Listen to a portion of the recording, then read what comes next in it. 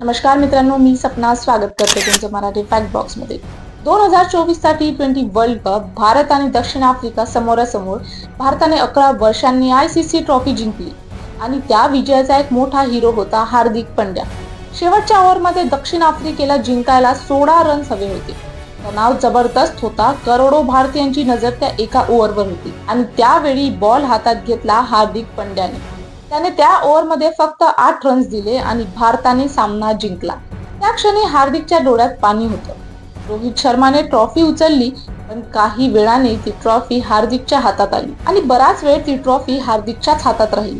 जेव्हा team India भारतात परतली तेव्हाही अनेक फोटोंमध्ये ट्रॉफी हार्दिकच्याच हातात दिसत होती। त्यावेळी सोशल मीडियावर लोक म्हणत होते की ट्रॉफी हार्दिकच्या हातात भारी दिसते। पण आता येऊया 2026 च्या T20 वर्ल्ड कपवर।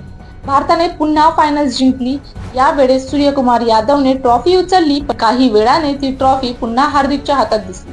मैदानावर फोटो काढताना, सेलिब्रेशन करताना आणि टीम हॉटेलला पोहोचली तेव्हा ही ट्रॉफी हार्दिकच्याच हातात होती। पण यावेळी लोकांची रिॲक्शन जरा वेगळी होती। सोशल मीडियावर काही लोक म्हणायला लागले, प्रत्येक फोटोमध्ये हार्दिकच का, त्याला ट्रॉफी सोडवत नाही का? या दरम्यान अजून एक गोष्ट चर्चेत आली आणि त्याचमुळे हार्दिक पांड्या जरा जास्त ट्रोल झाले। फायनल्स जिंकल्यानंतर हार्दिक पांड्या त्याच्या गर्लफ्रेंड सोबत मैदानावर दिसला। दोघेही मैदानावर फिरताना, फोटो काढताना दिसले। काही व्हिडिओमध्ये तर हार्दिक तिरंगा घेऊन मैदानावर फिरताना आणि गर्लफ्रेंड सोबत वेळ घालवताना दिसला। काही फोटोंमध्ये दोघेही ग्राउंडवर बसलेले किंवा झोपलेले देखील दिसले। हे फोटो आणि व्हिडिओ काही मिनिटातच सोशल मीडियावर व्हायरल झाले आणि इथूनच ट्रोलिंग सुरू झालं। काही लोक म्हणाले हा टीमचा विजय आहे, अशा वेळी पर्सनल मोमेंट्स हायलाइट करणं योग्य नाही।